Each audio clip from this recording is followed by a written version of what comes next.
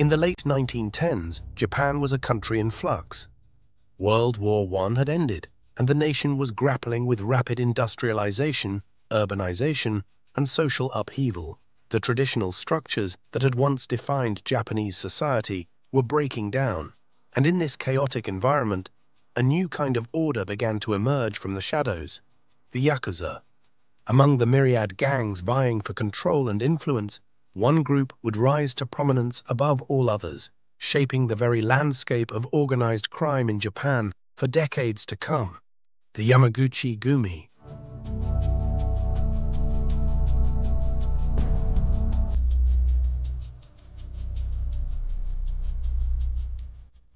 The Yamaguchi-gumi was founded in 1915 by Harukichi Yamaguchi in Kobe, a bustling port city. Harukichi, a fisherman by trade, saw opportunity amidst the chaos of post-war Japan. He gathered a small group of like-minded men, initially operating as a labor union, but soon their activities expanded into protection rackets, gambling, and smuggling. The gang's structure and code of conduct were influenced by the samurai tradition, emphasizing loyalty, honor, and a rigid hierarchy. Harukichi Yamaguchi's leadership laid the foundation for the gang's future success. His keen sense of business and strategy allowed the Yamaguchi-gumi to slowly but surely consolidate power in Kobe and its surrounding areas. By the time of his death in 1925, the organization was well established, though still far from the sprawling empire it would become. The real turning point for the Yamaguchi-gumi came in 1946, after the devastation of World War II. Japan was in ruins, its cities bombed out, its people struggling to rebuild. In this power vacuum, Kazuo Taoka, a young and ambitious member, took the reins of the Yamaguchi-gumi. Known as the Bear due to his stocky build and fierce demeanor, Taoka would transform the gang into the largest and most powerful Yakuza organization in Japan. Taoka understood the importance of both strength and subtlety. Under his leadership, the Yamaguchi-gumi expanded its operations, taking control of gambling, extortion, and prostitution rings. Taoka's genius lay in his ability to combine brute force with shrewd diplomacy. He forged alliances with other Yakuza groups, neutralizing potential rivals and incorporating smaller gangs into the Yamaguchi-gumi fold.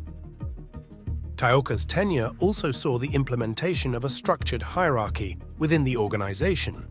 At the top was the kumicho, or boss, followed by the saiko komon, senior advisors, shateiga shira, lieutenants, and the lower ranks of soldiers and associates.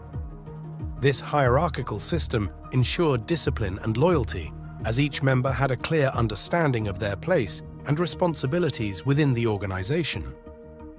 The post-war economic boom in Japan provided fertile ground for the Yamaguchi-gumi's expansion.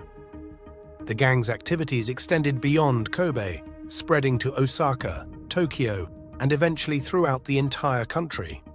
Taoka's strategic vision included infiltrating legitimate businesses and industries, using the Yakuza's muscle to gain control over construction companies, real estate, and entertainment ventures.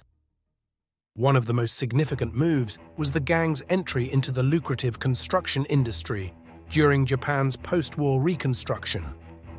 The Yamaguchi-gumi offered protection to construction companies, ensuring that projects proceeded smoothly without interference from rival gangs or labor disputes. This involvement in legitimate enterprises provided the Yamaguchi-gumi with substantial revenue and a veneer of respectability. The Yamaguchi-gumi also diversified its criminal portfolio, extending into drug trafficking, arms smuggling, and financial fraud. The gang's adaptability and willingness to embrace new avenues of illicit profit ensured its continued growth and influence. Taoka's vision was not limited to traditional criminal activities. He understood the potential of white-collar crime and the immense profits that could be reaped from it. Central to the Yamaguchi-gumi's operations was the Yakuza Code, or Ninkyo, which emphasized loyalty, honor, and brotherhood. This code was a modern adaptation of the samurai bushido. reflecting a unique blend of criminal enterprise and feudal loyalty. Members of the Yamaguchi-gumi were expected to show absolute loyalty to their superiors, often going to extreme lengths to prove their devotion. One of the most notorious practices was the ritual of yubitsume, or finger cutting.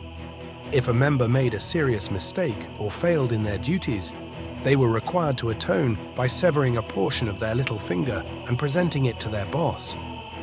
This gruesome ritual symbolized the members' remorse and willingness to endure pain and loss for the sake of the group. The gang also practiced sakazuki, a sake-sharing ceremony that formally bonded members to one another. This ritual, often compared to a blood oath, reinforced the sense of family and loyalty within the organization. New recruits would share a cup of sake with their superior, pledging their loyalty and obedience in a highly symbolic act. By the 1960s, under Taoka's leadership, the Yamaguchi-gumi had become a formidable force in Japan. The gang's influence extended into politics and law enforcement, with many politicians and police officers on its payroll. This pervasive corruption ensured that the Yamaguchi-gumi could operate with relative impunity, avoiding significant legal repercussions for its criminal activities. One of Taoka's most significant achievements was his ability to maintain order within the gang. The Yakuza world was rife with power struggles and violent conflicts, but Taoka's iron-fisted rule kept internal disputes to a minimum. His leadership style combined fear and respect, earning him loyalty from his subordinates and fear from his rivals. Taoka also invested in the community, providing financial support to local businesses and individuals. This philanthropic approach garnered public support and painted the Yamaguchi-gumi as a protector of the local population. This dual strategy of fear and benevolence helped to solidify the gang's influence and control over Kobe and beyond. Kazuo Taoka's reign came to a dramatic end in 1981 when he was assassinated by a rival gang member. His death sent shockwaves through the Yakuza world, leading to a power struggle within the Yamaguchi-gumi. However, the organization's deep-rooted structure and the loyalty Taoka had cultivated ensured its survival. Following Taoka's death, the Yamaguchi-gumi underwent a period of transition. The gang's leadership passed to Masahisa Takanaka, who continued to expand the organization's influence. Takanaka's tenure was marked by significant internal restructuring, aimed at modernizing the gang's operations and adapting to changing social and economic conditions. Under Takanaka's leadership, the Yamaguchi-gumi focused on streamlining its operations and enhancing its financial capabilities. The gang began investing in high-tech industries, capitalizing on Japan's technological boom. This strategic shift allowed the Yamaguchi-gumi to remain at the forefront of organized crime, even as traditional avenues of illicit profit became more challenging. The Yamaguchi-gumi faced numerous challenges in the late 20th and early 21st centuries. The Japanese government increased its efforts to clamp down on Yakuza activities, introducing stricter laws and harsher penalties for organized crime. Public sentiment also turned against the Yakuza, with increased media scrutiny and societal pressure to eradicate these criminal organizations. Despite these challenges, the Yamaguchi-gumi demonstrated remarkable resilience. The gang adapted by diversifying its operations, delving into new areas such as cybercrime, financial fraud, and drug trafficking. The organization also became more discreet, avoiding the flashy displays of power and wealth that had characterized its earlier years. In recent years, the Yamaguchi-gumi has also faced internal strife, with factions breaking away to form rival groups. These splits have led to violent conflicts and power struggles, reminiscent of the Yakuza wars of the past. However, the core leadership of the Yamaguchi-gumi has managed to maintain control, navigating these turbulent times with a combination of strategic alliances and ruthless enforcement of loyalty. The Yamaguchi-gumi's influence extends beyond its criminal enterprises. The gang has become a significant cultural icon in Japan, featured prominently in movies, literature, and media. The romanticized image of the Yakuza as honorable outlaws adhering to a strict code of ethics has captured the public imagination despite the brutal reality of their activities.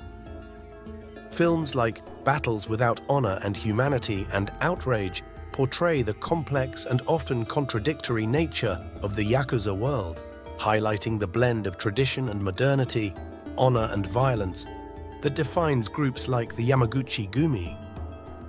These cultural representations have contributed to the mystique and allure surrounding the Yakuza, even as society condemns their criminal actions.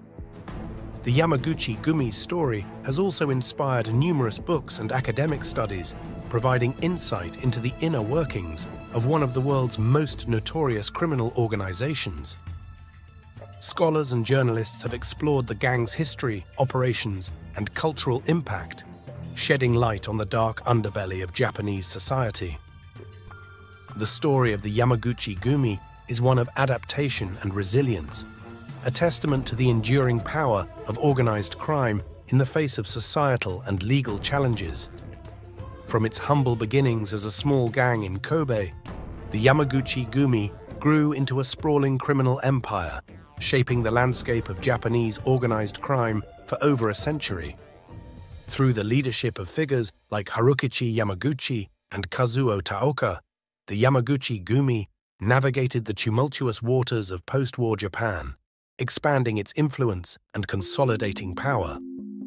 Despite facing significant challenges in the modern era, the organization has continued to adapt, finding new avenues for its operations and maintaining its status as the most powerful Yakuza group in Japan.